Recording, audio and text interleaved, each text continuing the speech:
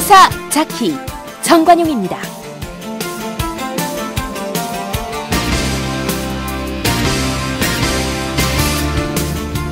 여러분 안녕하십니까?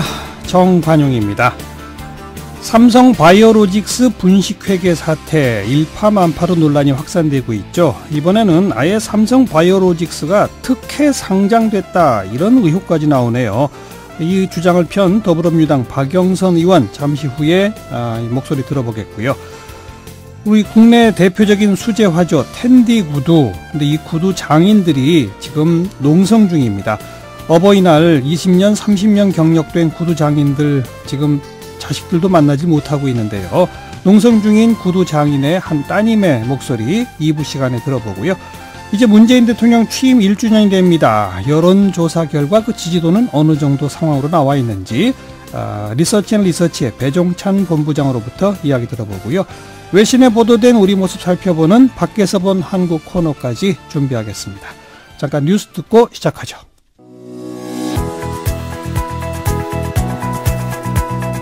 시사자키 정관용입니다는 청취자 여러분의 참여로 이루어집니다. 단문 50원, 장문 100원의 정보 이용료가 부과되는 문자 샵 1212로 보내셔도 되고요. CBS 어플리케이션 레인보우로는 무료로 의견 남기실 수 있습니다. 아주 편리하게 방송을 다시 들으실 수도 있는데요. CBS 레인보우를 통해서도 가능하고요. 팟캐스트 그리고 팟빵을 통해서도 언제든 지난 방송 함께 하실 수 있습니다. 삼성 바이오로직스 분식회계 논란, 지금 금감원은 분식회계다 이런 자체 결론을 내렸다는데 삼성 쪽은 강하게 반박하고 있죠. 이게 중요한 이유는 삼성그룹 차원의 이재용 부회장으로의 승계 작업과 관련이 깊다는 거고요. 게다가 이번에는 삼성 바이오로직스 아예 상장 과정에서 엄청난 특혜를 받았다 이런 주장까지 나왔는데요. 이 주장 표신 더불어민주당 박영선 의원을 연결합니다. 박 의원 안녕하세요. 예, 안녕하세요. 네. 이게 분식회계가 맞느냐 안 맞느냐는 아마 법정까지 가야 될 것 같더라고요. 내용이 워낙 복잡하던데 분식회계라고 주장하는, 그러니까 그렇게 보는 금감원의 입장은 어떤 건지 간략하게 좀 정리해 주시겠어요? 이 금감원의 입장은 이제 이 삼성 바이오로직스가 갑자기 2015년에 그 자회사로 있던 바이오 에피스라는 회사를 관계사로 이제 바꾸는 문제, 여기에서 이제 시작이 되는 건데요. 예. 이 자회사로 있던 바이오 에픽스를 왜 관계사로 바꾸냐? 그리고 이것을 왜 그 회계 처리를 이런 식으로 했느냐? 근데 여기서 이제 핵심이 뭐냐면 자회사로 있으면은 그냥 장부가로 계산을 할 수밖에 없는데 네. 이것을 관계사로 바꾸게 되면 시가로 평가가 됩니다. 시장 가격으로? 네, 시장 가격으로. 그래서 얼마였던 게 얼마가 된 거예요? 그래서 이제 그 장부가 3천억 원이었던 자회사가 갑자기 이 시가로 계산이 되니까 4조 8천억 원으로 이제 뻥튀기가 되는 거죠. 3천에서 4조 8천으로? 그렇습니다. 예. 네. 그러면 이것이 이제 자회사에서 관계사로 과연 바꿀 수 있는 요건이 됐느냐, 안 됐느냐, 바로 이 문제거든요. 그러니까 요건이 아닌데 이렇게 했다는 게 금감원 입장이고. 금감원 측은 요건이 아닌데 했다는 것이고요. 어허. 삼성 바이오로직스는 무슨 뭐 국제 기준 이렇게 갖다 알겠습니다. 이유를 그렇게 되는데 예. 이 국제 기준에도 제가 보기에는 이게 좀 맞지가 않습니다. 어쨌든 왜냐하면, 뭐 이거는 법정까지 가야 될 문제니까 네. 요 정도 하고요. 네네. 근데 그렇게 삼성 바이오로직스의 상태를 엄청 좋아지게 만든 거 아니겠습니까? 그렇죠. 그렇게 네. 한 게 그 이재용 부회장으로의 승계랑은 어떻게 연결되는 겁니까?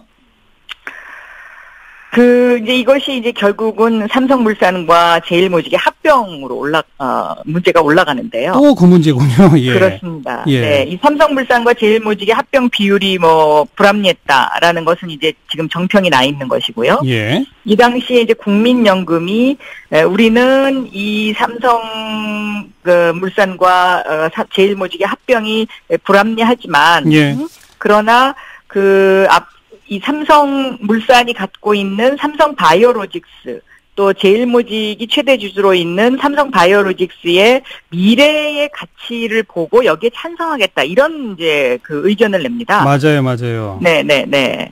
거기에 바로 핵심이 바로 삼성바이오로직스입니다. 알겠습니다. 네. 제일모직이 삼성바이오로직스 지분을 많이 갖고 있군요.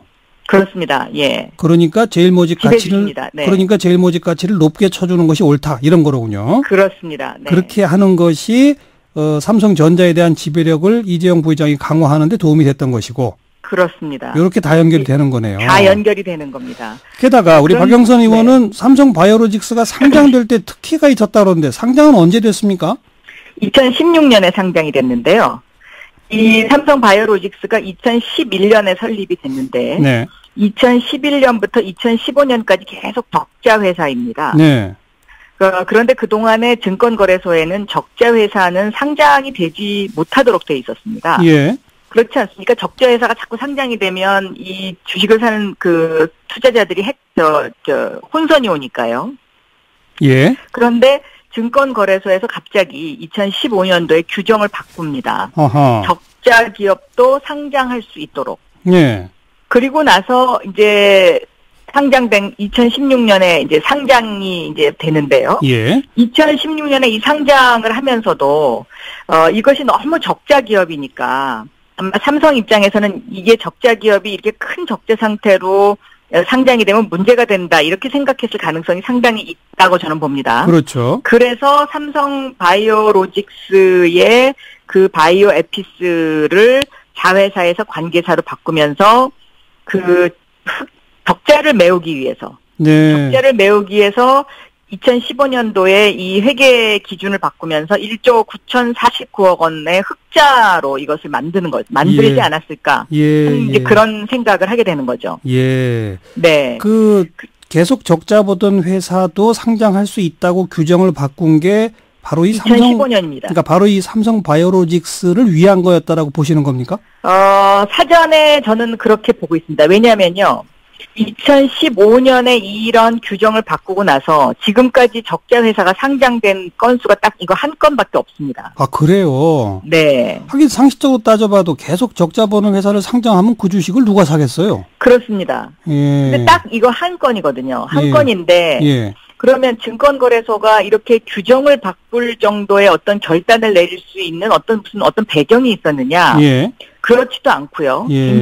굉장히 그렇게 숨어서 이것을 살살 예. 바꿨던 것으로 보입니다. 예. 바꿨던 것으로 보이고 이렇게 어떤 이런 적자 회사를 상장할 수 있을 정도의 용단을 내리는 데는 저는 여기에 뭔가가 이 배경이 있지 않을까 네. 하는 이제 그런 의심을 하는 거죠. 예. 그리고 그 2015년 당시에는 이제 증권가와 금융가에 네.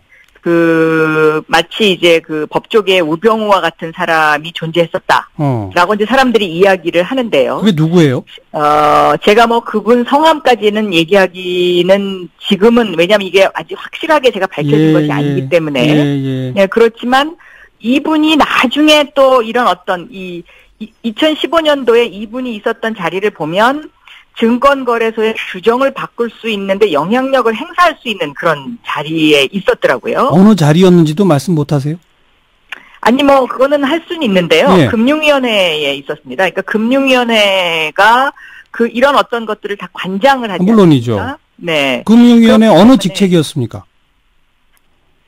뭐 그러면 이제 누구지 다 아니까요. 네. 금융위원회 고위직. 네, 금융위원회 고위직입니다. 고위직이고 당시에 금융가의 우병우다라고 이제 불리던 분인데 네. 저는 그 금감원이 단순하게 이런 어떤 삼성 바이오로직스의 분식회계 부분만 들여다볼 것이 아니라 여기까지 봐야 된다. 네, 이 상장 과정에서 2015년도에 증권거래소는 무슨 이유로 적자 기업을 상장할 수 있도록 규정을 고쳐줬으며, 그렇죠. 그 규정이 고쳐진 다음에 이런 분식 회계가 있었고요. 그리고 2016년에 상장을 했기 때문에 이 과정을 좀 분명하게 볼 필요가 있다라고 저는 생각하고 있습니다. 예.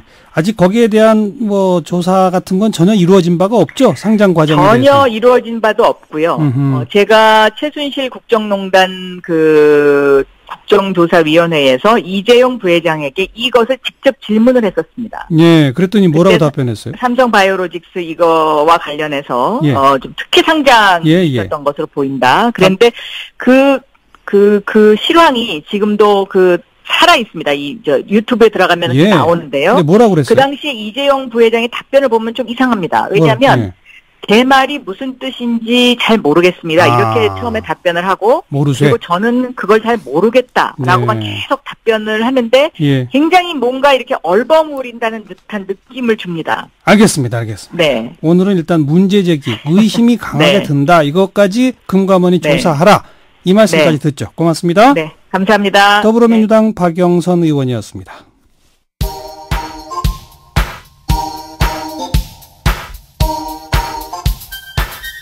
시사자키 정관용입니다. 여러분은 지금 CBS 라디오와 함께하고 계십니다.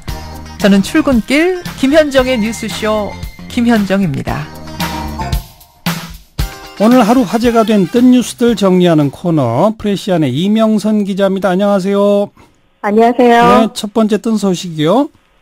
네, 강남의 한 피부과에서 프로포폴 주사를 맞고 시술받은 환자 20명이 집단 폐혈증 증상을 보여 종합병원에서 치료를 받았는데요. 네. 다행히 생명에는 지장이 없다고 합니다. 예. 경찰 오늘 질병관리본부와 국립과수 등과 합동 감식을 벌이고 이를 토대로 피부과 원장 그리고 간호사에 대해 업무상 과실이 있는지를 조사한다는 방침입니다. 네, 폐혈증 하니까 작년에 그 왜 한일관 대표가 폐혈증으로 목숨까지 잃었잖아요. 그러니까요. 아마 뉴스를 본 분들도 그 생각을 가장 먼저 떠올렸던 것 같습니다. 그래서 폐혈증과 최시원, 한일관 이렇게 연관 검색어에 오를 정도였거든요. 예. 지난해 9월에 있었던 일이죠. 한일관 대표 김모 씨가 가수 최시원 씨 반려견에게 다리를 물린 지 사흘 만에 폐혈증으로 사망해서 그야말로 충격을 줬습니다. 맞아요. 관련 논란도 참 여러 가지가 있었어요. 반려견 주인인 최시원 씨에게 책임이 있다는 비난 여론이 높아졌고요. 그에 따라 최 씨는 현재까지도 공식 활동을 하지 않고 있습니다. 네. 문제의 반려견은 이후 지방으로 보내진 것으로 알려졌습니다. 네. 그런가 하면 정부 차원에서도 반려견 안전관리 강화 방침을 세우고 입마개 착용을 의무화하기도 하면서 동물 학대 논란으로까지 번졌는데요. 지난 3월 22일 동물보호법 개정안이 시행됐지만 이 가운데 가장 논란이 된 개파라치 제도는 무기한 연기됐습니다. 맞아요. 자, 다음 소식은요? 1억을 호가하는 산삼을 캔 등산객이 있다는 소식에 많은 누리꾼들의 관심이 쏠렸습니다. 완전 신봤다네요. 네, 그렇습니다. 예. 50대 김모 씨가 지난 5일 지리산 일원에서 뇌두 길이만 12cm에 이르고 총 무게가 40g에 해당하는 100년이 넘은 선종 산삼을 발견했다고 하는데요. 네. 전문가의 감정 결과 1억 원 이상을 호가할 것이라고 합니다. 전문적으로 산삼을 캐는 신망이들조차 굉장히 보기 힘든 삶이라고 합니다. 네. 그런데 이 기사의 댓글이 좀 이상하다면서요? 일단 단순하게는 좋겠다, 부럽다, 대박이다 이렇게 반응할 것 같은데 맞아요. 이번만큼은 조금 달랐습니다. 예. 국립공원에서 임산물을 채취하는 것은 불법 아닌가요? 이런 지적이 잇따랐는데요. 특히 귀한 산삼이 묻힌 곳이라면 일반적인 등산로는 아닐 것이라면서 입산 금지된 곳에서 불법으로 채취한 것이라면 사법 처리 대상 아닌가? 이런 날카로운 반응도 있었습니다. 정말 날카롭네요. 그렇습니다. 일단 국립공원관리공단 측이 밝힌 바에 따르면 채취 현장을 잡지 못하면 증명이 안 돼서 처벌이 어렵다고 합니다. 그러나 국립공원 내 임산물 무단 채취는 자연공원법에 의거해 3년 이하의 징역 또는 최고 3천만 원 이하의 벌금이 부과됩니다. 댓글 참 날카롭습니다. 자, 그렇습니다. 다음 뉴스는요? 일본 드라마 혹시 고독한 미식가라고 아세요? 알죠, 예. 유행을 따라가시는군요. 예. 이 고독한 미식가의 한국 촬영 소식이 오늘 화제 소식으로 등극했습니다. 네. 아침부터 트위터를 비롯해서 현장 직직이라고 하죠. 서울 한남동 일대에서 촬영 중인 모습이 그대로 포착된 건데요. 네. 고독한 미식가 제작진에 따르면 오는 11일까지 총 2편의 에피소드를 촬영할 계획이라고 합니다. 이 한국 촬영분에는 가수 성시경 씨와 배우 박정아 씨가 깜짝 출연한다고 하고요. 방영은 5월 말이나 6월 중에 예상하고 있습니다. 고독한 미식가 소개도 좀 해주세요. 네, 2012년 첫 방송된 일명 아재 먹방 드라마인데요. 네. 고수미 마사유키가 이야기를 다니구치 지로가 그림을 그린 동명의 만화가 원작입니다. 이 먹방이라고 또 만화가 원작이라고 가벼이 보기보다는 일상에 치인 현대인이 오롯이 혼자 앉아서 밥을 먹는 행위가 보는 이들로 하여금 안도감, 해방감, 심지어 자유로움까지 느끼게 합니다. 예. 굉장히 말끔하게 양복을 차려입은 영업직 직원 고로상이 상사와 고객에게 시달리다가 하루 일과가 끝나면 특유의 표정과 함께 이렇게 말하고 식당을 찾아갑니다. 오늘이 하라가 했다. 요 배가 고파졌다라는 일본어인데요. 알겠습니다. 네. 네. 뭐 인터넷상에 여러 가지 고독한 미식가 투어 가이드 같은 글과 감상평이 꽤 많습니다. 네, 알겠습니다. 고맙습니다. 예. 이명선 기자였어요. 윤태곤의 뉴스 사이다. 윤태곤 실장 어서 오십시오. 네, 안녕하세요. 관훈 클럽이라고 있잖아요. 그렇죠. 그 중진 언론인들 네. 모임. 여기가 상당히 그 위상도 높고. 그럼요. 정치인들도 관훈 클럽에서 부르면 다들 가고 그러잖아요. 대선 주자, 뭐 국회의장, 그러니까요. 뭐 이런 급들이 이제 부르죠. 네. 그리고 이제 지방선거 같은 경우에는 서울시장 후보들을 처음 하고, 그렇죠, 그다음에 이제 그렇죠. 쪽 광역도 아무나 해주는 게 아니라 위상이 높은 쪽만 불러주는데 오늘 예. 그 관훈 클럽에서 경남지사 후보 토론회가 지방선거 토론회는 처음 열린 거죠. 그렇죠. 이게 되게 흥미로운 일이에요. 예. 말씀하신 대로 경남지사 후보끼리 처음 한다.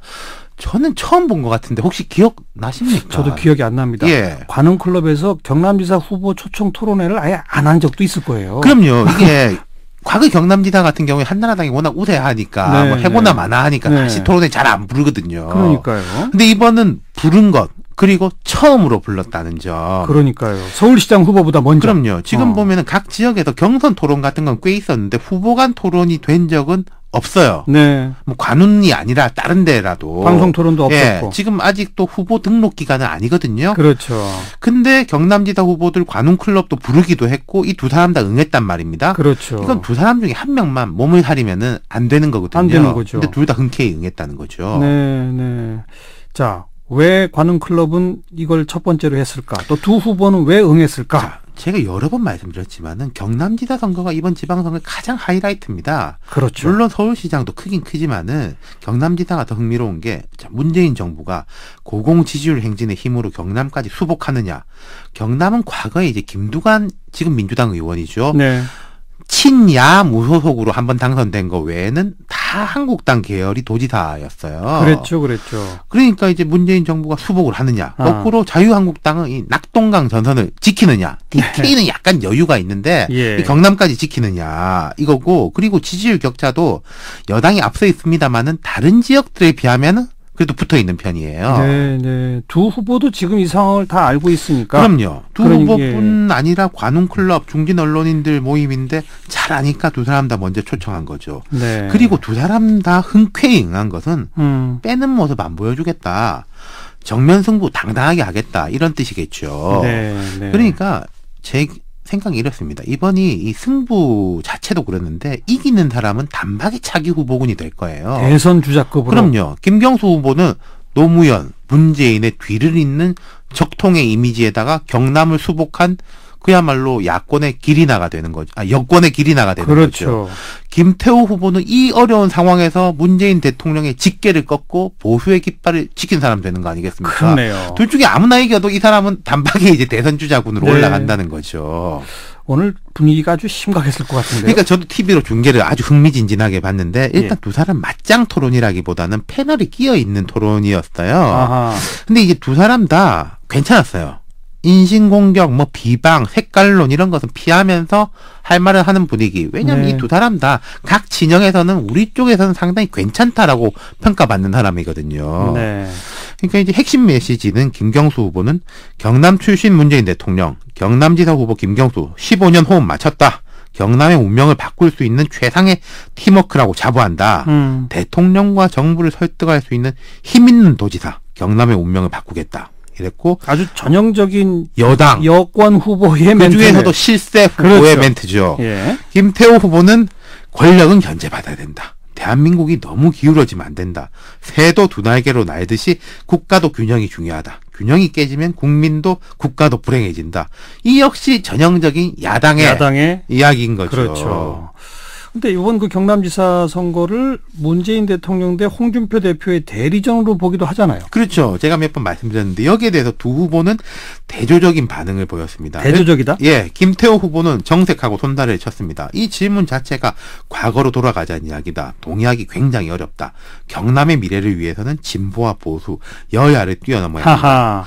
김태호 후보가 당하고 조금 거리두기 그리고 이제 게다가 뭔가 문재인 대 홍준표 대리전이면 자기한테 유리한 그럼요. 거기다 좀 중도적 이미지 같은 걸 강화하고 있거든요. 예. 지금 보면은 뭐 무상급식 같은 것도 확대하겠다 이런 이야기 하니까 거리두기 계속하는 것이고 반면 김경수 후보는 질문이 어느 정도 타당한 면이 있다. 아주 맞는 말이다. 이거죠. 대비되네요. 그렇죠. 문재인 정부 출범 1년이 되는 시기에 문재인 정부의 성공이 대한민국의 성공에도 대단히 중요한 상황이고 지방선거 이후 여소야대 국면에서 안정적으로 국정을 이끌기 위해서는 지방선거가 중요하다. 예. 자, 그럼 김경수 후보는 나 찍을 사람 그다음 문 대통령 좋아하는 사람 다 나 찍어라. 그렇죠. 그리고 그러면서 이제 홍준표 대표 좋아하는 사람은 뭐 저쪽 가든지 이러니까 김태호 후보는 손달을 치는 거 아니겠습니까? 알겠습니다. 나는 나만 봐달라. 예. 이런 거죠. 그런데 드루킹 사건도 있고 두 사람 다 약점이 있잖아요. 그렇죠. 근데 이게 김태호 후보가 자기는 이야기를 안 하더라고요. 드루킹 사건에 대해서 직접적으로. 직접 공격은 안 해요. 대신에 이제 패널들이 물어봤습니다. 예. 또 김경수 후보는 그 어떤 불법도 조사 대상에서 제외할 수 없다. 불법이 확인되면 응분의 책임을 당연히 물어야 한다.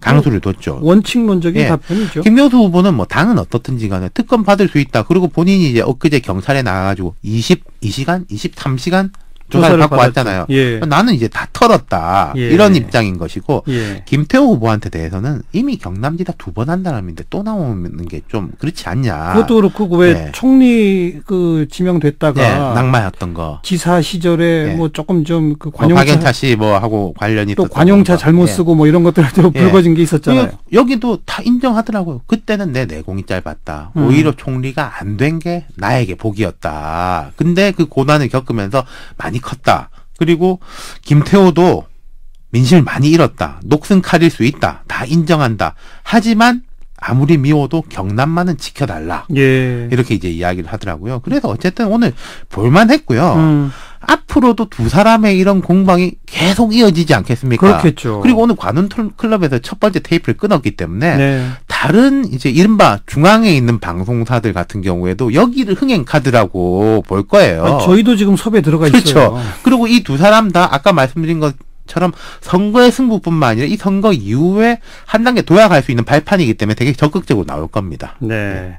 경남지사 선거가 역시 이번 지방선거의 하이라이트네요. 네. 수고하셨습니다. 감사합니다. 윤태곤 실장이었어요.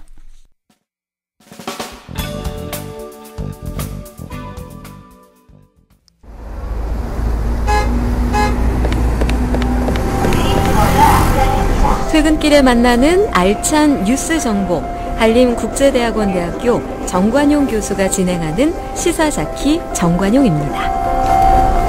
우리나라 수제화 업계 1위 텐디 구두 아시죠? 한 켤레당 30만 원 넘는 고가 제품입니다. 그런데 이 구두를 만드는 경력 20년, 30년 된 구두 장인들은 한 켤레에 6,500원에서 7,000원 돈을 받아왔답니다. 이마저도 지난 8년 동안 동결 상태였고요. 그래서 이 공임 인상을 요구하면서 지금 농성을 벌이고 있답니다. 어버이날에 이 자녀들도 만나지 못하고 농성을 이어가고 있는 상태죠. 자, 이 농성에 참여 중인 텐디제화 노동자의 따님 한 분을 좀 연결하겠습니다. 익명으로 연결합니다. 네, 안녕하세요. 네, 안녕하세요. 예, 그 농성 현장 다녀오셨죠? 네네. 아버님을 만나지도 못하셨다고요, 근데? 네, 만나지 못했습니다. 지금 기사를 보니까 셀프 감금을 자처한 노동자들 이렇게 나오던데, 농성장 상황이 어떻길래 이런 단어가 나오는 겁니까? 아버지들께서 공임 2,000원을 올려달라고 회사 측에 요구를 했는데, 예. 아무런 응답이 없었고, 예. 그래서 이제 파업을 하시다가 이제 농성을 하게 되셨고요. 예. 근데 회사 측에서는 이제 용역 직원들을 고용해서 예. 입구를 막고서 이제 아버지들의 출입을 막고 이제 음식 이런 것도 이제 반입이 정해진 시간에만 들어갈 수 있도록 예. 하고 있어서 지금 셀프 감금이라는 단어가 나온 것 같습니다. 그러니까 건물을 봉쇄했으니까 농성하던 분이 일단 밖으로 한번 나오면 다시 못 들어간다는 거죠? 네네, 맞아요. 그건 농성을 포기한 걸로 회사 측에서는 본다고. 예. 네. 지금 그래서 농성이 지금 며칠째 계속되고 있는 겁니까? 네, 파업은 한 달이 넘었고요. 농성은 오늘로 12일 차입니다. 모두 몇 분이나 지금 그 안에 계세요? 제가 알기로는 한 50분 정도? 네. 아버님께서는 구두 짓는 일을 몇 년이나 해오셨습니까? 네, 30년 이상 해오셨습니다. 그런데 그 구두 한 켤레를 만드는데 아버님께서 받는 돈이 6,500원에서 7,000원이라고요? 맞습니까? 네, 맞습니다. 그게 두 단계로 나눠지는데요. 예. 네, 아버지께서는 이제 밑바닥을 작업하시는 일을 하시는데, 네, 그 작업은 이제 7,000원의 공임을 받고 있습니다. 밑바닥하고 이제 그 윗부분하고가 따로따로 있군요. 네네, 그건, 아버지께서 하시는 건 7,000원이고, 그 옆에 저도 자세히는 모르겠으나, 그 다른, 밑바닥이 아닌 부위는 이제 6,500원을 받는다고 하더라고요. 예. 그러면, 이 텐디 회사에 직접 고용돼서 한 달씩 월급을 받는 그런 노동자가 아니신 거예요? 네네, 월급은 아니고 도급이죠. 제가 아버지께서 일하신 만큼만 이제 벌어가시는 겁니다. 그럼 이게 하루에 몇 개나 만드실 수 있답니까? 하루에 17에서 18켤레 정도 만드시는데, 네. 성수기 때는 22에서 25켤레 정도 만드는 걸로 알고 있는데, 이렇게 성수기 때는요, 새벽 5시에 일어나셔서, 늦게는 12시, 정말 늦을 땐 2시까지 일하고 지내오십니다. 예. 네. 그러면, 쉬는 날도 없이 계속 일하신 거예요? 아니면, 며칠씩 근무하십니까? 원래, 토요일까지 일을 하셨는데, 네. 그 주 5일제가 이제 정착되면서, 이제 주 5일제를 하시고, 이제 회사 바쁠 때는 이제 토요일도 나가시고. 예. 네. 그럼 한 달 월급으로 따지면 어느 정도나 되시는 거예요, 그러니까? 네, 성수기 때는 300만 원 후반대 정도. 근데 이거는 아버지께서 새벽에 나가서 정말 하루 종일 일하셔야 이 정도고. 그렇죠, 예. 네, 그리고 비수기 때는 그냥 정말로 그냥 무급휴가예요. 정말 돈이 한 100만 원대에서 200만 원 초 이렇게 받으셨습니다. 네. 그래요. 근데 그나마 이게 8년 동안이나 이 액수가 그대로 고정돼 있었다면서요? 네, 오히려 더 내려가고 까다로운 이제 작업에 붙는 특수 공인비라는 게 있었는데 이거는 아예 없애버렸다고 하더라고요. 네. 참. 그런데 이렇게 밑바닥하고 위 합해봐야 한 10,000몇천 원 공임을 준 건데 시판되는 건 30만 원이 넘게 팔리더라고요. 네, 네, 맞습니다. 그렇게 밑바닥하고 윗부분 작업하면 완성품이 나오는 거죠? 네, 그 외에 디자이너들의 월급도 있고. 물론 그런 것도 있겠습니다만. 네. 신발 과정에서 가장 중요한 건 이 두 가지 부분이 아닐까. 예. 그래서 이 한 켤레당 2,000원을 올려달라 이걸 요구하신 건데. 네, 맞습니다. 회사 측에서는 뭐라고 한답니까? 5번 정도 대화를 하자고 아버지들께서 공문을 보냈다고 하시는데, 처음에는 이제 목록 부답으로 나오다가, 저번 주에 1차 협상을 했는데 500원을 올려주겠다고 했어요. 500원? 네. 예. 그래서 받아들일 수 없어서, 지금 더 농성을 하고 계세요. 네. 그나마 정해진 시간에 식사 같은 거는 들여보내준다 이겁니까? 네네. 근데 김밥이랑 컵라면 정도, 삶은 계란 이렇게 드시고 계세요. 아하. 30년 이상 구두짓는 일을 해오셨으면 아버님 연세가 지금 어떻게 되세요? 아버지가 지금 60대 가까이 되셨죠. 59년생이십니다. 예. 거기 지금 한 50여 분 계시다고 했는데 대체로 그렇게 경력이 오래되신 분들입니까? 네네. 이게 단기간에 배울 수 있는 게 아니고 아버지께서도 굉장히 어렸을 때 배우셨다고 하더라고요. 그야말로 장인분들이신데. 네. 예. 아이고, 따님도 얼마나 마음이 아프시겠어요, 지금. 네, 너무 속상해요. 밥도 못 먹겠어요. 너무 죄송해서. 오늘 어버이날인데 혹시 아버지랑 통화라도 해보셨나요? 네, 연락은 계속 하고 있습니다. 뭐라고 하시던가요, 오늘 통화하니까? 그냥 걱정하지 말고 할 일 하고 있으라고 말씀하시는데 걱정이 안 되지 않죠. 계속 생각나고 계속 찾아보게 되고. 예. 오늘 저희 방송을 빌어서 아버지께 전하고 싶은 말씀 있으면 한 말씀 하시겠어요? 네. 네, 말씀하세요. 예. 네. 아빠 어렸을 때는 몰랐는데 대학을 가고 사회를 조금씩 알게 되면서 아빠의 어깨에 놓여진 그 보이지 않는 무거운 무게를 알았고, 감사하다는 말로는 한없이 부족하지만 항상 감사하고, 오빠와 나의 우산이 되어줘서 너무너무 고마웠고, 너무너무 처절했던 아빠의 보호 속에서 우리 남매 잘 자랐고, 앞으로는 내가 아빠의 우산이 되어줄게. 건강하고 행복하게 오래오래 함께하자. 감사하고 사랑합니다. 네. 부끄럽네요. 그 말씀을 직접 손잡고 이렇게 따뜻한 음식 같이 하면서 나눌 수 있어야 되는데 참 안타까운 현실이에요. 오늘은 꼭 돌아오셨으면 좋겠어요. 네. 함께 바라겠습니다. 오늘 고맙습니다. 감사합니다. 네, 고맙습니다. 감사합니다. 네, 텐디제화 노동자의 따님 한 분의 목소리 들어봤습니다.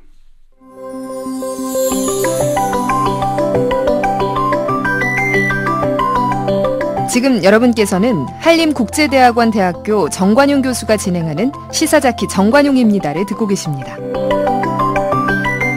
외신에 보도된 우리 모습 살펴보는 밖에서 본 한국입니다. 국제문제평론가 인문결연구소의 임상훈 소장, 어서 오십시오. 네, 안녕하십니까. 오늘도 역시 이 한반도 주변 소식들이 외신을 가득 채우고 있겠죠. 네, 그렇죠. 한반도 관련 소식, 남북 대화 이후의 전망, 이런 한반도 평화 프로세스, 이게 이제 계속해서 이제 외신들도 주제로 다뤄지고 있는데요. 예. 이제 첫 주가 회담의 성공적인 개최, 그다음에 그에 따른 그 전 세계인들의 찬사, 이런 것들이 주를 이뤘다면은 그 다음 한 주 동안 주요 외신들이 바라본 한국은 남북 정상회담 이후의 전망, 그리고 이제 이런 평화 모드의 지속 가능성, 그렇다면 그 조건, 이런 것들이 주를 이뤘습니다. 앞으로를 내다보는. 네. 예. 그러면서 역시 이런 흐름을 가로지르고 있는 또 하나의 큰 궤는 남북 화해 모드를 바라보는 이 미국과 유럽 여론 주도층 사이에서의 아주 미세한 시각차, 이걸 또 우리가 염두에 두고 읽어볼 필요가 있을 것 같습니다. 미세한 시각차가 미국과 유럽 사이에 있다. 네. 어떻게 차이가 나는 거예요? 유럽은 어떻고 미국은 어떤 거예요?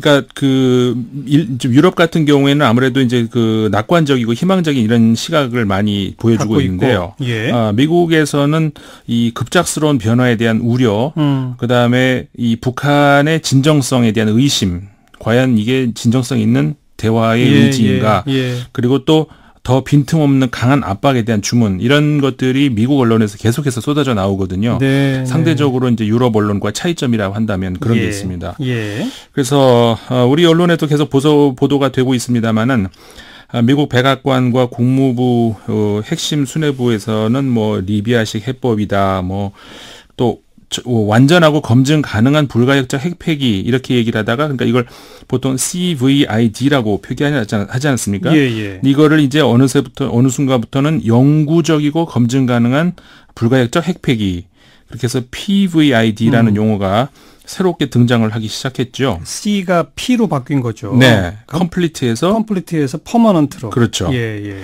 그래서 이제 물론 이게 상징적인 것일 뿐이다라고 볼 수도 있습니다만은 미국 정부와 그 관료 사회가 북한이 유화적으로 나올 때 거기에 홀릴 게 아니라 이럴 때 더 북한을 압박해서 구체적이고 확실한 무장 해제라고 하는 성과를 만들어내야 된다, 이런 목표를 거침없이 내세우고 있다고 볼 수가 있는데요. 요구 조건을 자꾸 이게 하나씩 올리는 거죠. 네, 그렇죠. 물론 그렇게 해서 이제 북한이 일거에 완전히 핵 폐기하고 대량 살상 무기, 또 화학 무기들 완전히 폐기하고 그렇게 한다면야 더 바랄 게 없겠지만, 이게 전략적인 차원에서 혹여 북한 입장에서 받아들일 수 없는 수준의 체제 위협이라고 혹시 느끼면서 이 협상이 난항을 겪게 된다면, 심지어는 이제 모처럼 만들어진 이 화해 모드에 역행하는 돌발 상황들이 벌어진다면은 미국 입장에서야 또 북한의 진정성 의심 이야기하면서 북한을 더 압박해야 된다는 명분 확보로 갈 수도 있겠지만, 우리 입장에서는 모처럼의 남북 화해, 그다음에 그 이후에 이산 가족 상봉이라든가 경제협력, 문화교류, 이런 파생 효과의 길이 막혀버릴 수 있지 않겠습니까? 그렇죠. 그런 우려가 이제 나올 수 있다는 것이죠. 너무 요구를 세게 하다가 판 깨지면 안 된다, 이거 아닙니까? 그렇죠. 한마디로 이제 그렇게 요약할 수 있겠습니다. 벌써부터 북한에서 이런 얘기 나오지 않았습니까? 대변인 명의로 해가지고 미국이 우리의 그 평화 애호적인 그 의지를 나약성으로 오판하고 우리에 대한 압박과 군사적 위협을 계속 추구한다면은 문제 해결에 도움이 안 될 것이다. 그러니까요. 이런 주장도 하고 있는데, 그래서 이제 이럴 때 과연 미국식의 그러니까 최대한 압박이라고 하는 해법이 유일한 해법인가?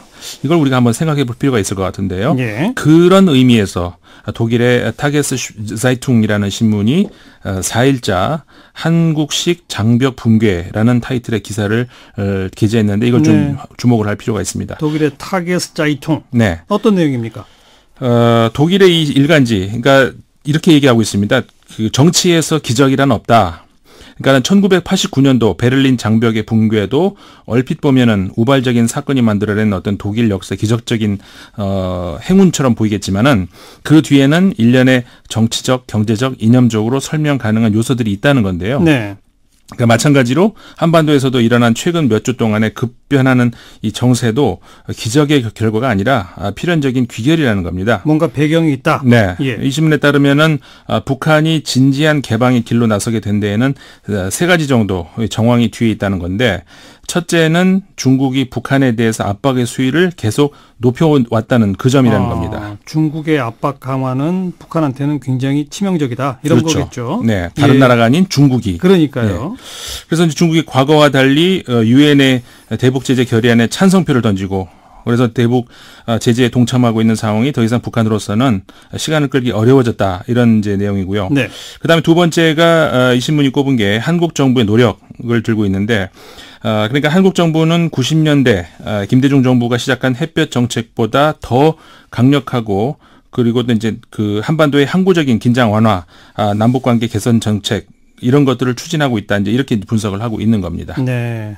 중국의 압박, 그다음 한국 정부의 강력한 이 관계 개선 정책. 네. 또 세 번째는 트럼프 정부의 태도를 보고 있는데, 그러니까는 트럼프 정부의 태도라는 것이 강경기주 태도를 의미하는 게 아니고, 이 신문은 트럼프 정부가 대외적으로는 적대적인 수사법을 계속 구사하면서 전쟁 불사 위협까지 가했지만은 그 배후에서는 폼페이오 당시는 이제 CIA 국장이었죠. 현 국무장관을 평양에 보낼 만큼은 적극적이었다는 겁니다. 네.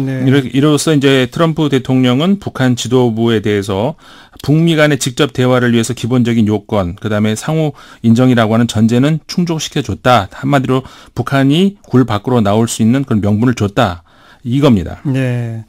그러니까 과거에 이 미국 행정부의 대북 정책과는 상당히 좀 다른 전략을 트럼프 대통령이 좀 변칙적으로 쓴 거 아닙니까? 그렇죠. 정통 외교 문법이 아니라 변칙적이다. 근데 그게 결과적으로는 성공할 수 있다. 그렇죠. 그런 얘기인 거죠. 네네. 예. 그러니까 트럼프 행정부가 이제 공화당을 그 기반으로는 하고 있지만은 전통적인 공화당 색깔보다 덜 이념적이면서 더 실용적인 패턴이 어떤 그 좌충우돌하고 보편적인 기준에 어긋나는 일도 많이 있었지만은 이 북한 문제에 대해서는 해결의 실마리를 보여줬다는 건데요. 네. 그러면서 이 신문은 그 역사적 사실관계를 다시 한번 확인시키고 있는데요. 이런 겁니다. 클린턴 행정부 시절에 미국과 북한이 제네바 합의를 했고, 그랬죠. 이후에 8년 동안 아무 문제가 없었는데 부시 행정부가 들어서면서 북한을 이란, 이라크하고 함께 불량국가 또 혹은 악의 촉 이렇게 규정을 하면서 군사 공격의 위협을 가하니까는 북한이 핵 확산 금지 조약, 그러니까 NPT를 탈퇴하고 2003년도 핵실험을 재개했다. 이렇게 이걸 상기시키고 있습니다. 예. 그다음에 이제 이후에 오바마 행정부 역시 부시 행정부의 대북 제재와 고립 정책을 그대로 유지를 하고 북미 간의 직접 대화를 거부했다. 이렇게 이 신문이 기억을 되살리면서 그러니까 과거에 이런 악연 속에 있는 미국과 북한 사이의 이 협상에서 어떤 획기적인 약속이 없었다면은 북미 정상회담이 성사 단계까지 갈 수 없었을 거라는 겁니다. 네. 그래서 북한을 다녀온 폼페이오 당시 CIA 국장이 북한이 핵 탄두를 폐기하겠다는 정도 그런 수준의 약속을 만약에 하지 않았다면은 트럼프 대통령에게 북미 정상회담을 건의할 가능성이 거의 없었다. 이렇게 이 신문이 말을 하고 있습니다. 맞아요. 우리가 항상 정상회담을 보면 뭔가 얘기가 다 돼야 정상 간에 만나는 거 아닙니까? 그렇죠. 그러니까 즉, 북미 정상회담이 이미 성사됐다고 하는 얘기는 북한으로부터 뭔가 약속을 받았다는 거고 그 약속의 수위가 기존에 이미 완성된 핵탄두까지 전부 폐기한다는 정도 수위까지 갔다는 거죠. 그렇죠. 그 정도는 돼야 북미 정상회담을 미국이 수용하지 않았겠느냐. 그러니까요. 이런 거죠. 그래서 이제 이번 5월 말일 또는 이제 6월 초에 열릴 북미 정상회담의 말미가 되면은 기존 핵무기를 폐기하겠다 이런 선언이 나올 수도 있지 않을까 이렇게 이 신문이 예측을 하고 있는 겁니다. 그러니까 다만 그렇게 되기 위해서는 북한이 NPT 그러니까는 핵 확산 금지 조약에 복귀도 해야 되고 정상국가가 돼야 되지 않겠습니까? 그 문제는 이제 미국하고 이란과의 문제까지 또 결부가 되기 때문에 이런 세부적으로 계속 점검해야 되는 문제점들이 여전히 있다 이렇게 이 신문을 말을 하고 있습니다. 세부적으로 계속 점검해야 할 문제점 가운데 가장 핵심이 과연 정말 엄밀한 사찰을 북한이 허용하겠느냐. 또 사찰단이 들어가서도 제대로 그 시설들을 다 점검할 수 있겠느냐. 그렇죠. 그 관련해서도 보도가 있었습니다. 그러니까 미국의 뉴욕타임스가 6일자에 보도를 한 건데 북한의 핵무기 관련 시설은 이란과 같은 다른 나라하고 비교할 수 없을 정도로 광범위하다는 겁니다. 엄청 많죠. 네. 그래서 이제 얼마나 미국이 신뢰할 수 있는 사찰이 될 것인가 이게 핵심 과제인데 이 신문은 북한의 비핵화 검증에는 전 세계 활동 중인 300여 명의 그 국제 원자력 기구 그러니까 IAEA 이 조사관들보다 더 많은 인력이 필요할 수 있다 이렇게 얘기를 하면서 이게 인원 수의 문제뿐만 아니라 이게 질적으로도 그러니까는 이들 조사관들 절대 다수가 이 핵무기 관련 지식이 거의 없는 그러니까는 군사 전문가들이 아니고 법 회계학자들이라는 겁니다. 이 신문이 말하기를. 그래서 이제 신뢰할 수 있는 핵 사찰이 되기 위해서는 이 군사 전문가들이 함께 파견돼야 되는데 이건 전적으로 어떻게 보면 김정은 위원장 협조가 있어야 되지 않겠습니까? 안 된다 그러면 못 하는 거니까. 이제 그래서 이제 결국은 김정은 위원장이 얼마나 협조가 이제 절대적으로 필요한 것인가 있어야 되지 않겠는가 이게 신문 말하고 있는 겁니다. 군사 전문가들이 대거 포함되는 사찰단을 받아야 된다. 네, 그렇죠. 김정은 위원장이. 그렇죠. 그래서 이제 역시 의심하면서 신중한 미국식의 접근법이라고 할 수가 있는데 뉴욕타임스 보도도요. 반면에 북한이 핵무기를 포기하고 대신에 핵을 이 민간 영역에서 사용하겠다는 의지를 보여주는 그 외신 보도도 있었는데요. 6일자 일본의 아사히 신문이 북한 당국이 과거 건설 도중에 폐기했던 함경남도 신포시 금오지구 여기 있는 경수로 있지 않습니까? 이 경수로의 현 상태를 점검하도록 관계 부국에 지시를 했다 이런 보도를 내놨습니다. 그러니까 전력원으로서 평화적인 이 원자력 이용을 하겠다는 메시지로 보일 수 있다는 건데요. 이 경수로는 뭐 기억하시는 분들 많이 계시겠습니다만 지난 1994년도 200만 킬로와트 규모의 발전량을 가지고 있던 경수로인데 200만 킬로와트를 목표로 짓기로 한 거죠. 그렇죠. 이게 제네바 핵합의 이후에. 네네. 근데 이게 조금 진행되다가 말았잖아요. 네, 그렇죠. 이 30% 공정이 진행되다가 중단됐다. 그렇죠. 그런데 아사히 신문에 따르면은 이 경수로에 대한 시설 재개 가능성 그리고 만약 그렇게 될 경우에는 필요한 물자가 뭐가 필요할 것인가 이런 것들이 이제 북한 당국이 아주 자세하게 보고가 됐다는 겁니다. 그래서 이것 역시 북미 정상회담의 협상 내용에 들어가 있는 건 아닌가 하는 생각도 하게 된다는 건데. 그렇죠. 김정은 위원장이 밝힌 경제 건설에 총력을 다하겠다 이렇게 말하지 않았습니까? 그러니까 그러려면은 전력량 수준을 올려야 되는 것이 뭐 당연한 일인데. 당연하죠. 그러니까 이 신문에 따르면은 북한은 최근까지 이 미국과의 비공식 합의에서 원자력의 평화적인 이용을 호소를 하고 있다고 합니다. 그래서 이제 앞서 소개해드린 뉴욕타임스 관련 보도처럼 북한이 경수로를 이용한 평화적 목적의 원자력 사용을 얻어내려면은 투명하고 엄격한 핵 사찰은 필수적이다. 그래서 미국도 이 점을 협상 과정에서 요구할 것으로 보입니다. 그러니까 93년, 94년 그 당시 합의처럼 북한이 핵 포기할 테니 경수로 지어주기로 했었지 않습니까? 이번에도 그럼 그런 걸 또 요구 조건을 낼 수 있고. 그러겠죠. 그러면 국제사회는 경수로 지어주는 조건은 투명하게 우리가 사찰해야 된다는 것이다. 이런 맞교환이 될 거란 말이죠. 자, 또 다른 이야기는? 홍석현 전 중앙일보 회장, 지금 한반도 평화 만들기 이사장이죠. 오늘 날짜 워싱턴 포스트지에 기고문이 실렸습니다. 기고문? 그러니까 전 한국 특사의 이름으로 실렸는데 제목이 이렇습니다. 내가 북한에 대해 희망적인 이유 이런 제목의 기고문인데요. 홍석현 회장은 동아시아 한반도의 운명의 전환점에서 조심스럽게 낙관적 전망을 하고 있습니다. 네. 그래서 그 이유는 김정은 위원장의 진정성을 봤기 때문이다. 이렇게 말을 하고 있습니다. 네. 그러면서 그 진정성을 시험해보기 위해서라도 지금은 그의 말을 믿어줄 필요가 있다. 이렇게 말을 하고 있는 건데요. 네. 김정은 위원장의 심경 변화는 그가 핵무기를 유지하는 한 경제 발전은 어려운 것임을 깨달은 데서 기인할 수 있다. 이렇게 얘기를 하면서 최근 북한이 경제 발전에 집중하겠다는 그런 노선 변화를 환기시켰습니다. 그 노동당 위원회에서 핵 경제 병진 노선에서 이제는 경제 발전에 집중한다는 네. 식으로 결의를 하지 않았어요? 그렇죠. 그거 말하는 거죠? 그렇죠. 그거를 이제 언급한 겁니다. 예. 그러면서 홍석현 회장은 문재인, 김정은, 트럼프 이 세 지도자의 공을 인정을 했는데요. 트럼프 대통령의 경우는 단호한 조치, 문재인 대통령은 꾸준한 외교 중재 노력, 그다음에 김정은 위원장은 기만한 판단력과 과단성, 이게 이제 주목할 만하다는 겁니다. 기민한 판단력? 네. 예.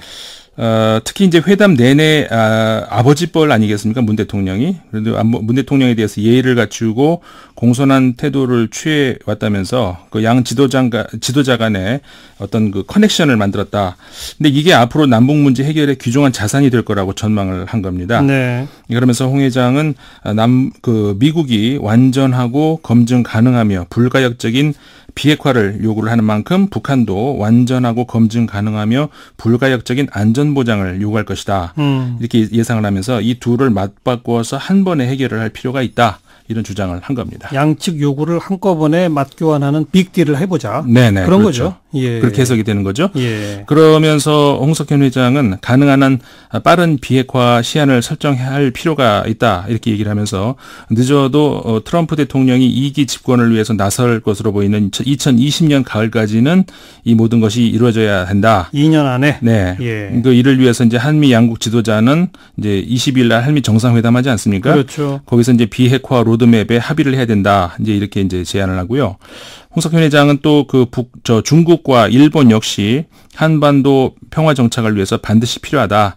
그래서 이제 한국, 미국, 중국, 일본이 팀플레이를 해야 된다. 네. 그러면서 이제 신뢰가 없으면 설 수 없다. 이런 말 공자의 말에 나오지 않습니까? 무신분립. 예. 이거를 언급을 하면서 신뢰가 부족하더라도 일단 김정은의 말을 믿어보면은 문제 해결에 이를 수 있을 것이라면서 이번이 마지막 기회인 만큼 북미 정상회담에서도 김정은 위원장이 지난번 남북회담 때처럼 과감하고 열린 태도를 보여줘야 된다. 이렇게 김정은 위원장에도 주문을 하기도 했습니다. 예. 그래서 판문점에서 일기 시작한 평화의 물결이 한반도와 동북아 전체의 냉전틀을 해체할 큰 파도가 되길 기대해본다. 이렇게 글을 맺었습니다. 다른 사람도 아니고 홍석현 전 중앙일보 회장의 기고문이라니까 주목이 더 되는군요. 네. 워싱턴 포스트지였습니다. 오늘 여기까지 수고하셨어요. 네. 감사합니다. 국제문제평론가 인문결연구소 임상훈 소장이었어요.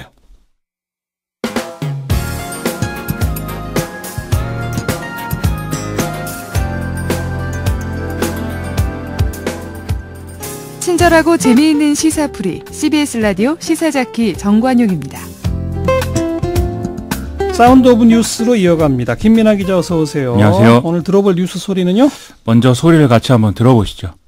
김태호 후보께서 정말 보수를 지키는 것이 그렇게 중요하시다면 홍준표 대표에게 자유한국당 맡기지 마시고 본인이 자유한국당을 맡으시는 게 어떻게 생각하십니까? 너무 많이 나가셨습니다.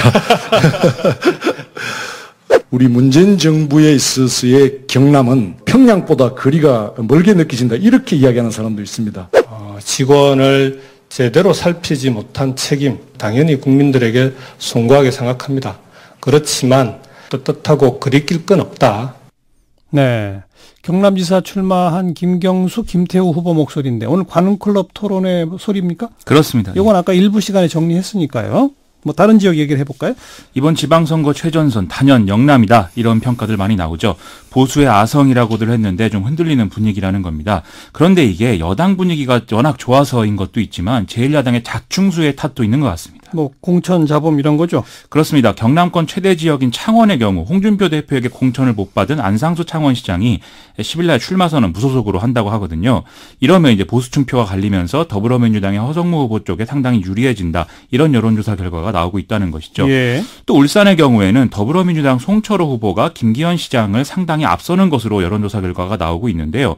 최근에 울주군을 지역구로 하는 강길부 의원이 홍준표 대표의 사퇴, 이 촉구하다가 탈당하지 않았습니까? 그렇죠. 이게 이 지역의 지역 조직이 분열로 이어지고 있기 때문에 김기현 시장에게는 악재가 쌓이고 있다, 이런 평가가 또 나오고 있습니다. 네. 경남, 창원, 울산, 부산도 지금 더불어민주당 오거돈 후보가 상당히 앞서가는 숫자가 나오고. 그렇습니다. 영남권은 그렇고 수도권 쪽은요?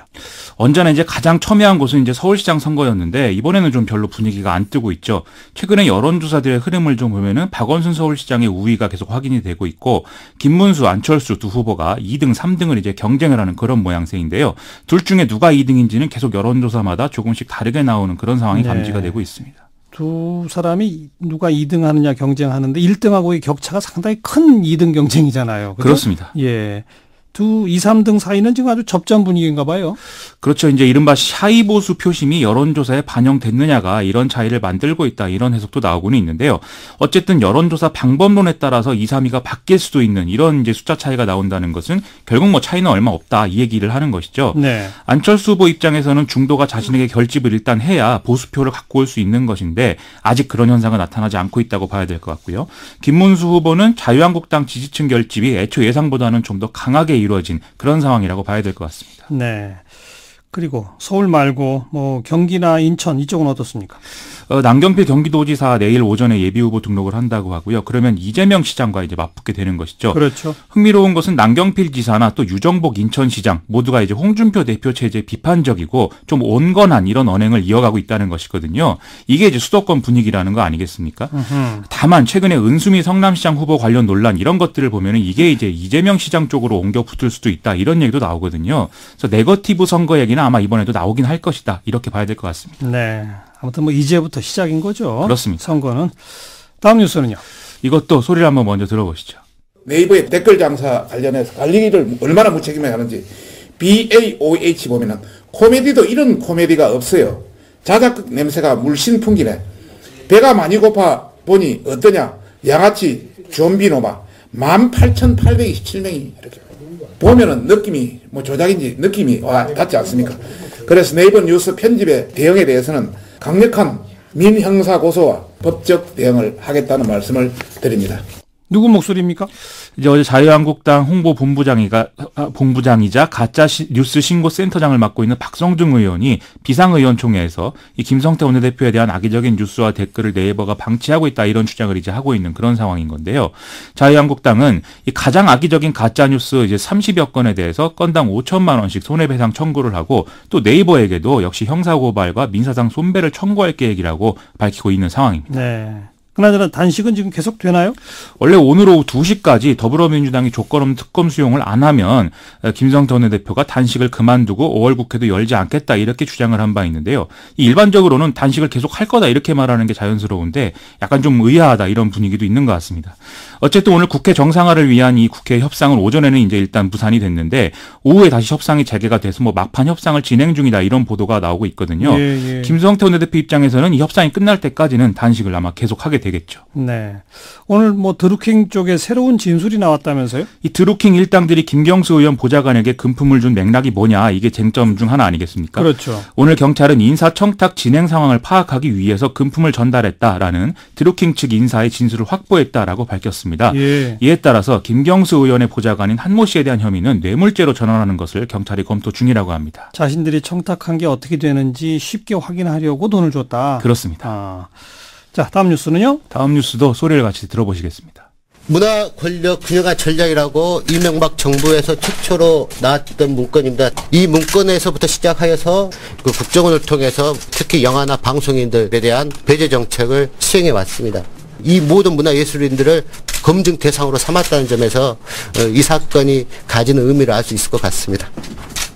이른바 문화예술계 블랙리스트 관련인 것 같은데 어떤 소리입니까, 이 소리는? 이 문체부 산하 진상조사위가 이 블랙리스트 피해 사례 집계를 끝내고 이 결과를 발표하는 그런 내용입니다. 네.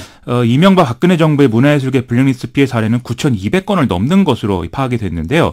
정권의 비판적 인사로 분류돼서 관리 대상이 된 문화예술인 2만 명을 넘는다고 합니다. 아이고. 분야별로 보면 영화계 피해자가 2,400여 명을 넘어서 가장 많았고요. 그 뒤가 문학, 공연, 시각예술, 전통예술, 음악, 방송 등이 이었다고 하는데요. 네. 흥미로운 것은 이명박 정부와 박근혜 정부가 목표는 공유하면서도 실행 방법은 좀 달리했다라는 부분인 것 같습니다. 어떻게 달랐다는 거예요? 이명박 정부는 국정원이 위험 성향으로 분류한 유명인을 집중 겨냥해서 괴롭히는 그런 방식이었는데, 박근혜 정권은 김기춘 청와대 비서실장 취임 이후에 청와대, 국정원, 문체부가 이제 한몸이 됐다는 것입니다. 그래서 체계적이고 전방위적으로 이제 블랙리스트를 실행하는 것으로 진화를 했다는 건데요. 예. 특히 세월호 참사 이후에 이게 더 극성스럽게 진행이 됐다고 합니다. 진상조사위원회가 이제 피해 규모에 대해서는 파악을 했는데, 그럼 앞으로 뭘 어떻게 해야 합니까? 일단 블랙리스트 이행에 협조한 문체부와 소속기관 인사들에 대해서 수사 의뢰를 해야 될 것이고요. 또 징계를 또 해야 됩니다. 아울러 국가의 사과와 또 표현의 자유를 좀 더 보장하는 방향의 헌법 개정이 필요하다. 이런 이제 권고도 하고 있고요. 또 정부와 문화예술계 관계를 동등하게 만들어야 되고, 예술정책 기능을 전담하는 법정 독립기구인 국가예술위가 필요하다. 이런 것도 이번에 이제 권고안에 들어가 있는 상황입니다. 예. 하지만 문체부는 국가예술위 신설에 대해서는 일단은 반대하는 입장이라고 해서 협의가 필요합니다. 네. 그리고 오늘 김정은 위원장이 중국을 방문했을지 모른다, 이런 추측성 보도들이 많던데 맞나요?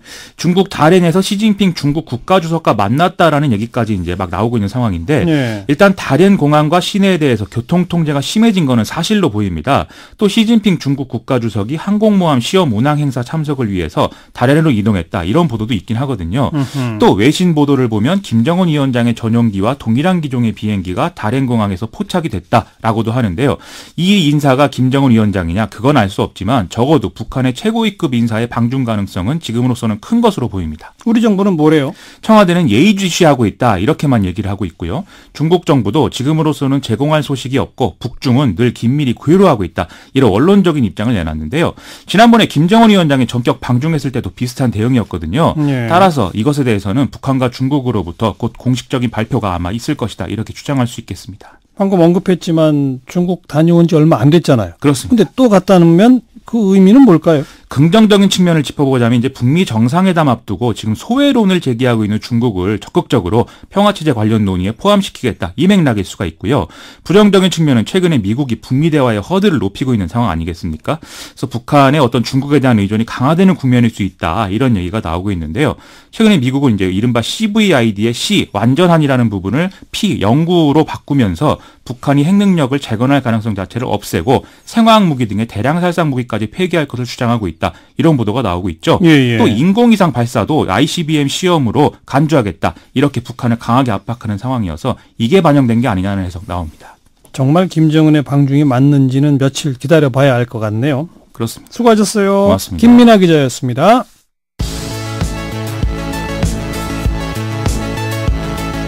지금 여러분께서는 한림국제대학원 대학교 정관용 교수가 진행하는 CBS 라디오 시사자키 정관용입니다를 듣고 계십니다.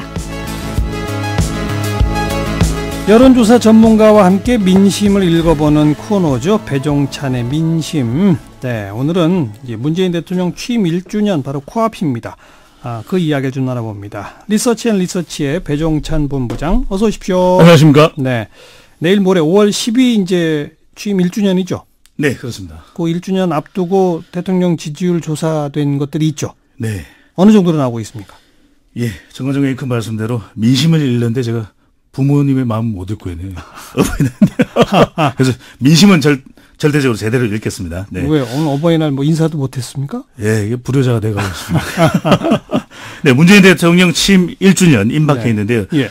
지지율 더욱 더 고고싱 하고 있습니다. 네. 이 한국갤럽이 자체 조사로 지난 2일, 3일 실시하고 4일 발표했는데요. 전국 1,002명 휴대전화 RDD 조사 표본 오차 95% 신뢰 수준 플러스 마이너스 3.1%포인트, 성연령 지역 가중치가 적용되고 응답률 18%. 자세한 사항은 조사기관의 홈페이지에서 확인 가능합니다. 네. 또 중앙선관위 여론조사 심의위원회에서도 확인 가능하시고요. 네. 문재인 대통령으로서 직무를 잘 수행하고 있는지 잘못 수행하고 있는지 물어봤는데 잘하고 있다는 긍정평가 83%였습니다. 83. 네, 잘못하고 있다는 부정평가는 10%에 그쳤는데요. 이 바로 직전 같은 조사 기간의 기간보다 10%포인트가 상승했습니다. 그 직전이라면은 일주일 상관입니까? 그렇습니다. 정상회담 직전에 이루어졌던 조사였는데요. 예. 이 조사와 비교하면 이 대통령의 지지율 상승에 가장 많이 기여한 것이 바로 이 남북 정상회담으로 네. 보여집니다. 네. 정상회담 결과 지지도가 10%나 올라갔다. 네. 예. 취임 1년 즈음해서 83% 정도 지지도가 나온 거는 역대 다른 대통령들하고 비교하면 어떻습니까? 역대급입니다. 이 문재인 대통령이 기록 경신을 한 셈인데요. 어허. 이 역대 대통령과 비교하더라도 엄지척, 요즘에 이게 유행입니다. 예. 엄지척 할 수 있는 그런 지지율 될 텐데요. 이 김영삼, 김대중 대통령은 취임 1주년 당시 이 김영삼 전 대통령 55%, 김대중 대통령이 60% 비교적 높은 지지율이었는데요. 네. 이 노무현 대통령은 취임 1년 이 25%의 낮은 지지율이었습니다. 당시 예. 이제 탄핵 때문에 그 지지율이 나왔던 걸로 보이는데 이명박 대통령 34%로 지지율 높지 않았습니다. 이 박근혜 전 대통령도 56%로 꽤 높은 지지율인데 이 지지율 유지를 못했거든요. 네. 이 문재인 대통령의 83% 지지율 취임 1주년 기록을 만들어냈습니다. 근데 문재인 대통령 지지율이 높다 보니까 요즘 어떤 현상이 나타나냐면 이 지방선거 관심이 많이 묻혔다는 이야기 하지 않습니까? 맞아요. 대통령 지지율이 열일을 한다. 그래서 이 곳곳에 현수막을 내건 더불어민주당 후보들을 보면 본인 사진보다 문 대통령의 사진이 더 큽니다. 맞아요. 그래서 이 과연 이게 문 대통령이 출마를 하셨나 어디에 이런 정말 착각이 들 정도로 알겠어요. 말 그대로 문 마케팅입니다. 아무튼 역대급이라는 말이 맞는 게 전직 대통령 중에 제일 높은 게 김대중 전 대통령 60%라고 했는데 그거보다 무려 23%나 높다. 그렇습니다. 이게 남미의 기억하실 텐데 룰라 대통령, 호세 무이카 우루과이 대통령 있잖아요. 가장 가난하지만 행복한 대통령이라고 했던 우루과이 이 호세 무이카 대통령이 기록했던 지지율이 80%대. 이 전 세계적으로 이 기록을 좀 한번 짚어봐야 될 것 같습니다. 네, 이렇게 고공행진이 계속 이어지는 가장 큰 이유는 뭐라고 보세요? 이 문재인 대통령 지지율이 아이러니인데요. 이 파격적인 소통 행보 우리가 후한 점수를 줬습니다. 초반에 그랬죠. 네, 그리고 이 적폐청산이라고 하는 것도 지지율이 높은 이유로 꼽혔었거든요. 그런데 이 과연 남북 관계가 대통령 지지율을 이렇게나 끌어올릴까 생각했는데 이번 조사 결과 이 대통령 국정 수행을 높게 평가하는 이유가 무엇이냐고 물어봤더니 남북 관계였습니다. 1등이 남북 관계였습니다. 그래서 이 북한과 관련되는 이유로 대통령 국정 수행을 잘하고 있다라고 평가한 이유가 전체 이유의 60%를 넘었습니다.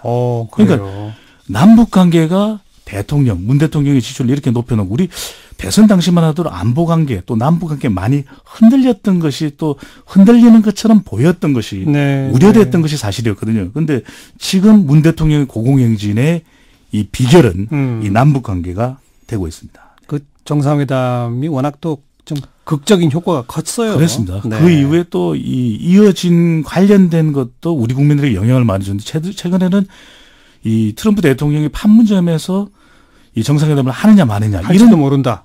네, 이런 이야기까지 이어지면서 우리 국민들이 높은 관심을 보이다 보니 그렇군요. 지금 어떤 다른 이슈가 끼어들지 못하는 이 남북 정상회담 이슈로 보여집니다. 예. 뭐 그렇게 많은 비중은 아닙니다만 어쨌든 좀 잘 못한다라고 한 분들도 한 10% 정도 아까 있다고 그러지 않았습니까? 네. 부정적인 평가는 10%였습니다. 그분들이 부정평가를 하는 제일 큰 이유는 또 뭡니까, 그러면? 이게 정말 우리가 보면 이 동전의 양면 같은데 이 부정평가하는 분들이 이유도 남북 관계입니다. 그러니까 보는 시각이 다른 거죠. 완전 다르기 때문에. 대통령 직무 수행을 부정평가하는 이유를 여쭤봤더니 이 대북 관계인데 같은 대북 관계인데 친북 성향으로 보여진다. 그리고 또 하나 더 꼽은 이유는 경제, 민생 문제 해결이 좀 부족한 것 아니냐. 그런데 가장 많은 비중을 차지하는 것은 역시 대북 정책이었습니다. 보는 시각이 다른 것인데요. 이렇게 놓고 보니까 아주 흥미롭습니다.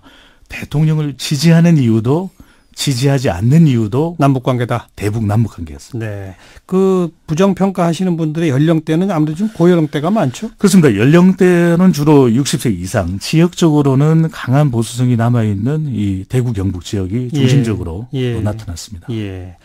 취임 1년이니까 각 분야별 국정 운영을 평가하는 그런 것도 있지 않습니까? 네, 그렇습니다. 우리가 이제 좀 쏙 살을 들여다본다라고 말씀을 드려야 될 것 같은데요.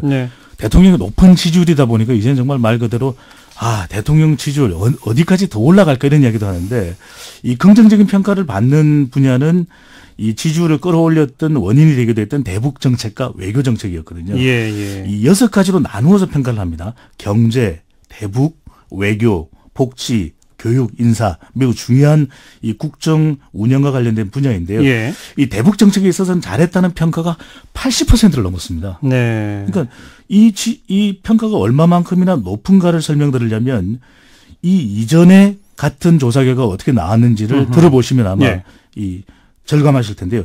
취임 6개월째 지난 10월 말이거든요. 이때는 대북 정책에 대한 평가가 절반을 넘지 못했습니다. 그랬죠. 그때는 막 전쟁 위기설 막 이럴 때니까. 북한의 핵과 미사일 도발이 계속되는 시점이라서 이때는 완전히 다른 평가였거든요. 그런데 이 남북 정상회담이 이렇게 큰 변화를 만들어냈고요. 그렇죠. 이 외교 정책도 한미 관계 어떻게 되느냐, 한중 관계 어떻게 되느냐 이런 이야기들 많이 나왔는데 이 외교를 잘하고 있다는 평가도 70%를 넘었습니다. 그러니까 지금 문 대통령을 보면 우리 국민들이 보는 시각은 이 남북 관계 외교 안보를 잘하는 대통령으로 자리매김을 하고 있습니다. 또 그밖에 뭐 복지, 인사 이런 것들은 그래서 이 남북 관계와 외교는 좋은데 이 복지, 경제 부분은 좀 더 노력을 기울여야 될 것으로 보여집니다. 이 말 그대로 우리가 대통령 지지율이 높으니까 물 들어왔을 때 넣어줘야 된다. 이렇게 생각할 수 있는데 이 외교와 남북 관계 외의 내용을 살펴보면 잘 나갈 때 좀 더 잘해야 되겠다. 이런 이야기도 될 수 있겠는데요. 이 복지 정책은 잘했다는 평가는 55%로 절반은 넘겼는데요. 이 취임 이후에 복지 잘하고 있다는 평가 점수는 계속 하락하고 있습니다. 줄어들어요. 걱정되는 건 가장 큰 걱정은 교육 정책입니다. 대입 정책 관련 극도의 혼선을 겪으면서 대통령 지지율에 걸림돌이 되는 정책으로 부상을 했습니다. 그렇죠. 이 취임 직후부터 교육 정책은 이 잘하고 있다. 30%대에 머물렀거든요. 근데 이번 조사에서는 간신히 30%의 특거리를 한 상태입니다. 앞으로 이 교육이 잘 되도록 교육을 해 나가야 되지 않나. 공직자 인사 또한 이 인사 파동을 겪으면서 국민들의 만족도가 낮은 상태인데요. 이 가정주부층의 인사정책 만족도는 41%. 문 대통령에 대한 지지 성향이 강한 학생층이거든요. 학생층도 이 문 대통령의 인사 만족도는 44%로 절반을 넘기지는 못했습니다. 이 경제정책 만족도 상대적으로 낮은 편인데요. 그래서 앞으로 이 문재인 대통령, 문재인 정부가 신경 써야 될 분야와 이 정책은 복지, 교육, 인사, 이 경제 정책에 대한 만족도를 끌어올려야 할 것으로 보여집니다. 대북 정책이나 외교는 사실 또 우리 정부의 의도와 힘만 가지고 성과가 나는 건 아니잖아요. 그럼요. 국제적인 환경이 좋아야 되는 거고 지금 이렇게 고공행진이 나오는 건 그 국제적 환경이 만들어졌기 때문이라고도 볼 수 있는 거예요. 다시 말하면 그거는 문재인 대통령 혼자 잘해서 된 게 아니라는 거거든요. 하지만 그렇습니다. 지금 쭉 언급하신 제일 낮은 숫자인 교육, 또 경제, 뭐 인사, 뭐 복지 이런 거야말로 정부의 실력인데 냉정하게 말하면 거기서는 우리 국민들이 그렇게 후한 점수를 주기 어렵다 이거로군요. 재미있는 말씀을 드리면은 요즘에는 이 조사 문항을 잘 넣지는 않는데 과거에는 대통령의 지지율과 그다음에 정부에 대한 만족도를 따로 묻기도 했었습니다. 그럼 항상 이 갭이 작아야 되는 것이거든요. 대통령의 지지율은 매우 높은데 고고싱을 하고 있는데 정부에 대한 만족도는 떨어진다. 이건 분명히 문제가 될 수 있는 거죠. 그래서 우리 애청자분들께 말씀드리면 그래서 일본의 경우에는 아베 총리에 대한 지지율은 안 물어봅니다. 일본 여론조사의 특징은 아베 내각은 국정 운영을 잘하고 있습니다라고 물어보거든요. 그래서 그만큼 일본이라고 하는 집단적인 운영 체제에 대한 특성도 나타나 있는 여론조사의 문항을 보면 우리도 대통령의 높은 인기 물론 좋습니다만은 한편으로는 이 정부의 만족도를 끌어올리는 노력도 반드시 이 취임 1주년을 맞아서 필요한 부분으로 보여집니다. 당연하죠. 결국 결과적으로 마지막 평가는 내치에서 드러나거든요. 그렇습니다. 이게 지지율이라는 게 이제 취임 1년 차에 왔기 때문에 말씀드리는 겁니다만 시간이 지나면 은행에 잔고 같다는 이야기를 많이 하거든요. 어차피 떨어져요. 돈을 안 쓰는데 계속 돈이 없어요. 마치 이 대통령의 지지율도 시간이 지나면 소리 없이 빠지게 됩니다. 바로 이 부분을 짚어가야 되는 것이 앞으로의 과제로 보여집니다.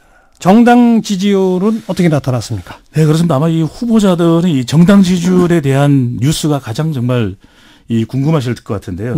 이번 조사를 보면은 이 정당 지지율 좀 더 변화가 있기는 했지만 이 여당은 미소 또 야권은 좀 더 힘을 끌어올려야 되는 그런 결과가 나왔던 더불어민주당이 55%였고요. 55? 네. 자유한국당이 12%. 12? 네. 바른미래당이 6%, 정의당이 5%, 민주평화당이 1%, 또 지지정당이 없다는 무당층이 이번 갤럽 조사에서는 21%나 되는데요. 이 정당 지지율 정말 요즘 많이 시비가 걸리고 있습니다.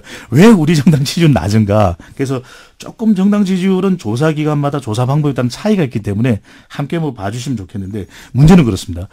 지금 이 지지율, 여당의 지지율, 더불어민주당의 지지율이 매우 높은데 네. 앞으로 이 후보자들이 지방선거에 대한 관심이 낮아지고 있는 상황에서 어떻게 하면 우리 정당의 지지율을 끌어올릴까 물론 중요한 과제이긴 하거든요. 그런데 후보 개인이 정당의 지지율을 끌어올리기는 매우 어렵습니다. 그러다 보면 이제 후보 스스로가 얼마만큼 지역에서 다른 1위를 달리고 있는 후보와 차별화를 할 것인가. 이것이 앞으로 선거의 가장 중요한 과제가 될 수도 관건이 될 수도 있을 것으로 보여집니다. 네. 우선 방금 말씀하신 정당 지도에서 보면 바른미래당, 정의당, 민주평화당은 거의 이제 변화가 없는데 네. 더불어민주당은 조금 올라간 거고 올라갔습니다. 자유한국당은 네. 더 내려간 거죠. 네. 그 얘기는 남북정상회담 정치 쇼다라고 한 홍준표 대표의 발언이 오히려 자유한국당의 지도를 끌어내렸다고 볼 수 있는 거 아닙니까? 선거는 결국은 중도층, 부동층의 싸움이거든요. 얼마만큼 중도층과 부동층을 지지층으로 끌어들일 수 있을까가 중요한데 그동안 이 안보 문제에 있어서 좀 유보하고 있었던 중도 보수층들이 이번 정상회담 보면서 기대할 만하겠다. 이러면 중도층도 더불어민주당 쪽으로 유입된 결과로 나타난 것이거든요. 그런 만큼 얼마나 외연을 확대하느냐라고 이야기를 할 때는 좀 더 중도층을 끌어들일 수 있는 메시지 그리고 선거 캠페인을 하는 것이 필요할 거고 자기 지지층은 잡았다 하더라도 결국 선거에서 더 득표를 늘리지 못하면 사실 네. 좀 승산이 없는 것 아니겠습니까? 그럼요. 앞으로 얼마만큼 이 중도층, 부동층을 끌어올리느냐가 이 정당의 그리고 후보의 가장 큰 고민이 될 것으로 보여집니다. 특히 야당들. 네, 그렇습니다. 끌어올려야 네. 되는데 네. 이 이슈를 지금 남북 정상회담이나 남북 관계나 드루킹으로 잡을 것이냐. 이것이 지금 관련된 조사를 보면은 가장 핵심적인 기준이 아니거든요. 그렇다면 가야 될 방향은 적어도 민생 이슈나 경제 이슈로 가서 경쟁하고 대안을 내놓는 정당의 메시지 캠페인으로 가는 것이 이 선거운동의 전략상 맞지 않을까 이런 의견을 드려봅니다. 그리고 지난주에도 잠깐 언급이 있었습니다마는 북한이나 김정은 위원장에 대한 평가는 좋아졌다. 이쪽으로 쭉 옮겨가고 있는 거죠. 아직까지는. 그렇습니다. 아직까지 나타나고 있는 결과는 대통령의 지지율이 유지되고 고공행진을 더하면서 끌어올려졌다라는 것은 남북관계에 대한 기대감이 있으면서도 앞으로 이것이 잘 되어갈 것이라는 희망도 분명히 함께 포함된 것이거든요. 그렇다면 앞으로 이제 이행되는 북한의 모습을 보면서 이 비핵화에 대한 진전 이런 부분도 앞으로 대통령 지지율에 영향을 미칠 변수인데 중요한 것은 이 남북관계는 이제 좋습니다. 앞으로의 과제는 네. 정관용 의원께서도 항상 강조하듯이 이 경제 부분이 될 것으로 보여집니다. 얼마만큼 일자리 이런 부분들에 대한 정부의 특단의 대책 또 추경 예산 통과도 그래서 필요한 부분으로 보여집니다. 네. 네. 여기까지 수고하셨어요. 감사합니다. 리서치앤리서치의 배종찬 본부장이었습니다. 시사자키 오늘 순서 마치겠습니다. 내일 저녁 다시 뵙죠. 안녕히 계십시오.